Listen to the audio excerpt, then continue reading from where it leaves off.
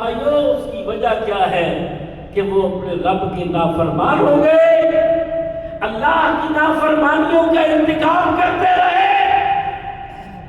آج ہم کسی کو قیمتی اس وجہ سے نہ سمجھا کریں اس کو پروٹوکول بڑا مل رہا ہے، اس کو دنیا بڑی جانتی ہے۔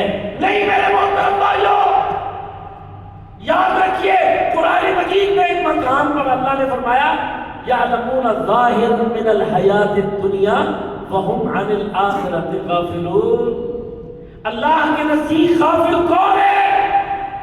جو اپنی نجات سے، اپنی عاقبت سے، اپنے انجام سے، اللہ کے حکموں سے، اللہ کے دین سے غافل، اللہ کے نزدیک وہ اصل غافل ہے۔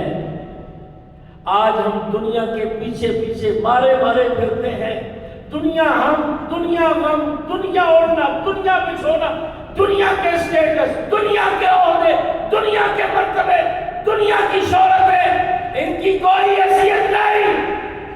یاد رکھیے حیثیت اس بات کی ہے کہ یہ اللہ کا فرما بردار کتنا ہے۔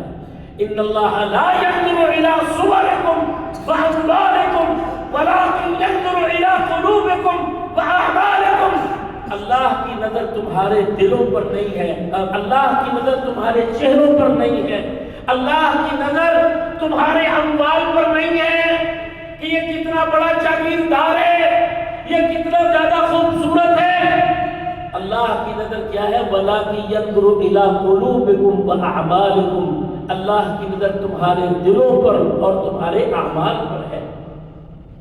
حالانکہ دنیا کا مال و دولت بھی سارا اللہ کا ہی دیا ہوا ہے، یہ شکلیں بھی ساری اللہ ہی کی بنائی ہوئی ہے، یہ سارے پیارے پیارے چہرے، یہ خوبصورت جسم، یہ ساری نعمتیں دولتیں اللہ کی طرف سے اپنے بندوں پر پیار، محبتیں، شفقتیں، سب کچھ، مگر اللہ